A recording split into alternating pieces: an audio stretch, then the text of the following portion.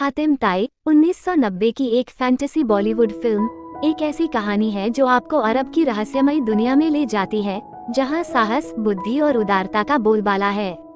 बाबू भाई मिस्त्री द्वारा निर्देशित इस फिल्म में जितेंद्र, संगीता बिजलानी, सोनू वालिया, सतीश शाह और अमरीश पुरी जैसे दिग्गज कलाकार हैं। ये फिल्म अरब के प्रसिद्ध पौराणिक चरित्र हातिम ताई की कहानी को एक जादुई और मनोरंजक अंदाज में पेश करती है। तो चलिए इस रोमांचक सवारी का रिव्यू शुरू करते हैं।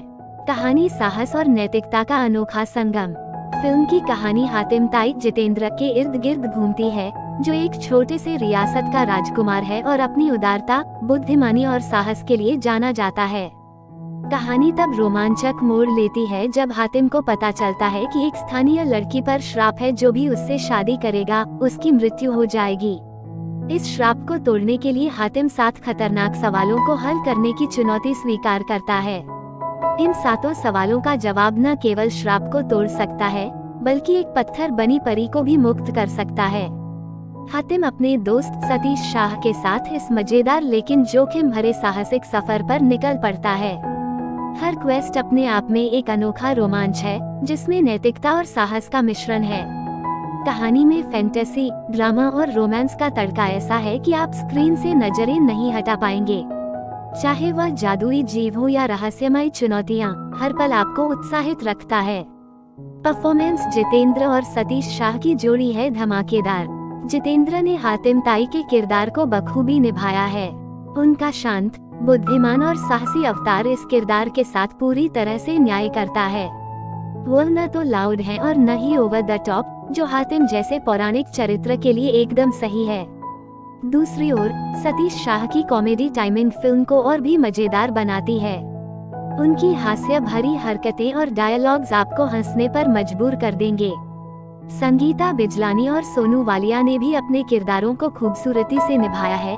खासकर संगीता का परी गुलनार और हुस्ना का दोहरा रोल दर्शकों को बांधे रखता है।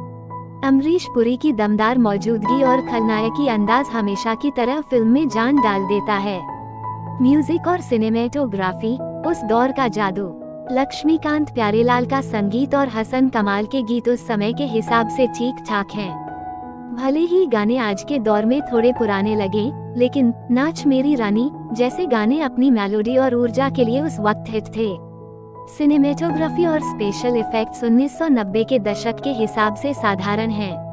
आज के हाईटेक सीजीआई और वीएफएक्स के युग में यह इफेक्ट्स थोड़े हास्यास्पद लग सकते हैं, जैसे फॉयल से बने एंजल्स के पंख, लेकिन उस दौर में ये बच्चों और फैंटेसी प्रेमियों के लिए जादुई थे। क्यों देखें? रोमांचक कहानी 7 सवालों की खोज एक अनोखा कॉन्सेप्ट है, जो हर पल आपको बांधे रखता है। हल्का फुल्का मनोरंजन, सतीश शाह की कॉमेडी और जितेंद्र का साहसी अंदाज फिल्म को परिवार के साथ देखने लायक बनाता है। नॉस्टैल्जिया का तड़का। अगर आप 90 के दशक की बॉलीवुड फिल्मों के दीवाने हैं, तो यह फिल्म आपको उस दौर की मासूमियत और जादू की याद दिलाएगी।